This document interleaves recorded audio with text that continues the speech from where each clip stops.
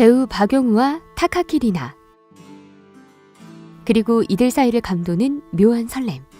두 사람의 진짜 여행이 지금 시작됩니다. 아이들이란 영화를 끝내고 서울의 일상에 지쳤던 배우 박용우. 박용우는 7200년을 살아온 나무 조몬스기가 있다는 일본 야쿠시마 섬으로 향하게 됩니다. 일본 여배우 타카키 리나가 박용우의 안내를 맡게 되죠. 먼저 야쿠시마에 간 리나는 박용우를 기다리며 기도를 올리는데요. 원령공주의 숲이라고도 불리는 신비한 곳. 과연 박용우는 이곳에서 무얼 만나고 싶은 걸까요? 파도와 안개를 거쳐 도착한 곳 야쿠시마. 두 사람은 이렇게 만나게 됩니다. 안녕하세요. 생각보다 한국말을 잘하는 리나 덕분에 의사소통은 문제가 없죠. 이동할까요? 어떻게 하고 싶으세요? 리나는 어제까지 일하다 온 피곤한 박용우를 목욕탕으로 데리고 갑니다. 피로를 푼 후 이어지는 저녁 식사. 엉뚱한 리나 덕분에 웃음이 끊이질 않습니다. 괜찮아. 이거 많이 있으니까. 박용우가 준비해온 여행 목표들을 들으며 리나는 박용우에게 많은 공감을 하게 됩니다. 매일 조금씩이라도 기도하기. 다음 날부터 시작된 두 사람의 여행. 산책하고 촬영도 하며 행복한 시간을 보내는 두 사람. 서로 간지러운 칭찬도 나누며 꼼냥거리고 고맙습니다. 아리가또. 멋있다고 얘기해 주셔서 고맙습니다. 함께 하늘을 봅니다. 이곳 야쿠시마의 날씨는 변화무쌍하지만 덕분에 두 사람은 함께 우산을 쓰게 되죠. 작은 우박은 박용우에게 신선함으로 다가옵니다. 예고 없이 작은 우박이 내렸다.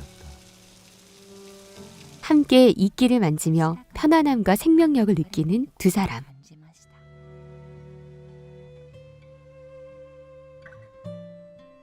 박용우는 미워하는 사람을 용서할 수 있을 만큼의 여유를 느낍니다.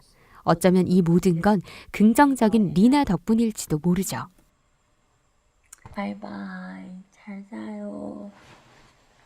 이 섬에는 참 많은 것들이 함께 살아갑니다.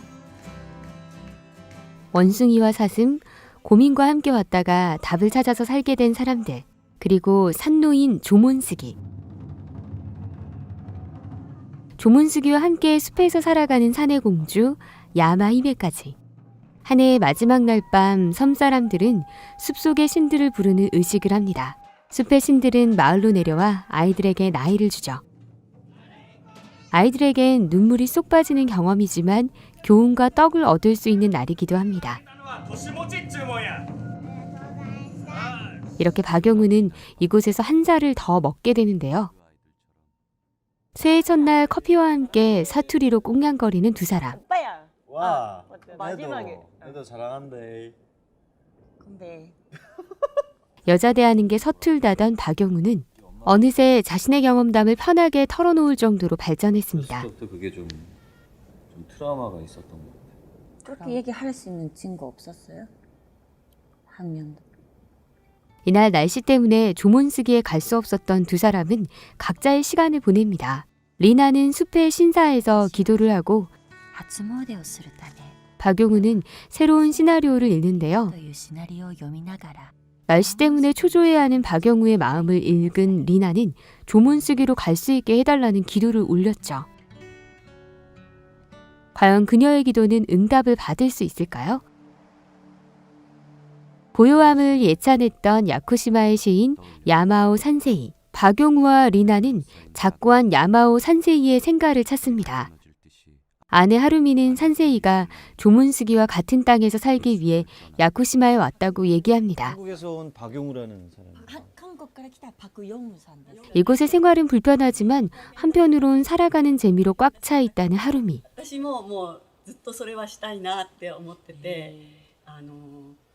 박용우는 고요함과 느림에 관한 산세이의 철학에 매우 공감하죠. 마음을 주면 작은 나무도 조몬스기가 된다는 산세이의 유언처럼 박용우 역시 자신의 조몬쓰기를 찾는 것처럼 보입니다. あなたもあなたの縄文杉を探しているのでしょうか。 그날 두 사람은 야구도 하고 아이들과 어울려 놀기도 하며 시간을 보냅니다. 일로 와. 다 걸렸어. 이렇게 잡아. 이 한적하고 고요한 시간들이 지나가면 박용우는 곧 도시의 일상으로 돌아가게 되겠죠. 아까 얘기했던 혈연우라는 영화에서 심허로라고 숙소로 돌아온 박용우는 자신의 힘들었던 기억을 리나에게 털어놓습니다. 감독과 갈등을 겪으며 이 작품이 마지막이라는 압박감 속에서 힘들었던 박용우. 하지만 완성된 감독의 편집본 속에 박용우에 대한 애정이 잔뜩 녹아 있었죠. 계속 눈물이 떨어지는 거야 그냥. 얘기를 하며 박용우는 눈물을 보이고 리나는 박용우가 마음을 열었다는 사실에 기뻐합니다. 実は少し嬉しかったのです。 며칠을 함께 보낸 두 사람은 어느새 아주 가까워져 있습니다. 오빠는 여기 차 열려 있었어요. 진짜? 리나는 어딘가 외로워 보이는 박용우를 안타깝게 바라보기도 하죠. 孤独そうに見えるといったヨンさんの方が逆に寂しそうに見えました。 두 사람은 서로를 즐겁게 해주려고 노력합니다. 우리지 않게? 눈깔에 먹물을 확. 눈깔에 번글을 확. 서로의 마음을 따라간 그 끝에서 완전한 자연을 만나게 된 두 사람. 空を眺めるようになり、水を眺めるようになりました。 그리고 두 사람의 마음은 서로에게 완전히 열리게 됩니다. 하지만 여행은 끝을 보이는데 날씨는 결국 풀리질 않죠. 결국 두 사람은 불안을 무릅쓰고 등산을 감행하게 됩니다. 이루어지지 않는다. 완전. 뭘? 되게 심하게 흔들리는데. 일단 괜찮은 시작을 하는 두 사람, 귀여운 사슴 엉덩이도 보고 어서오십시오. 안 가고 싶다. 계속. 자연이 빚어낸 신비한 광경들도 보며 천천히 산을 오릅니다. 하지만 길은 점점 사라지죠. 미치겠구만. 너무 힘이 든 나머지 조몬쓰기고 뭐고 걷는 것밖에 생각할 수 없게 된 두 사람. 계속 비와 눈이 쉬지 않고 내렸다. 전문 장비도 없던 아마추어 두 사람에게 가이드는 결국 중단할 것을 권합니다. 그리고 이렇게 지친 상태에선 조몬쓰기를 봐도 제대로 느낄 수 없다고 하죠. 박용우는 어쩌면 자기 자신이 준비되지 않았던 건지도 모른다는 생각을 합니다.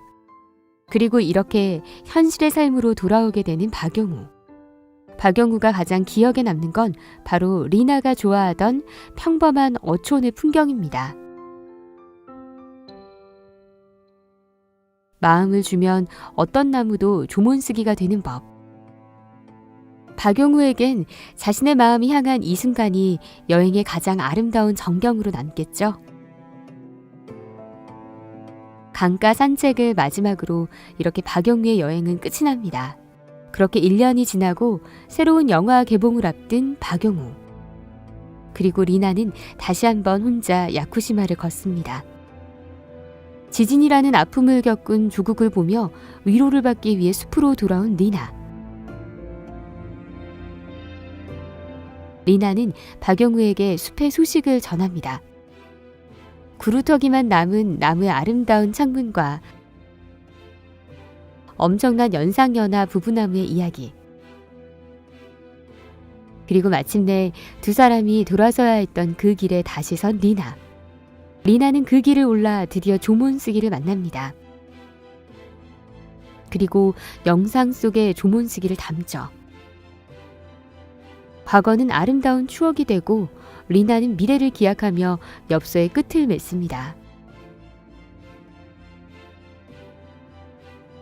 배우들의 섬세한 감정선과 아름다운 자연을 잘 담아낸 이 작품은 영화가 아닌 다큐멘터리입니다. 여행의 목적은 이루지 못하고 사랑은 이루어지지 않았지만 여행의 과정에서 자연과 교감하고 같은 곳을 바라보는 아름다운 소통이 있었기에 이는 더 이상 실패가 아니죠. 말없이 건네는 손수건 같은 힐링 다큐멘터리, 시간의 숲입니다.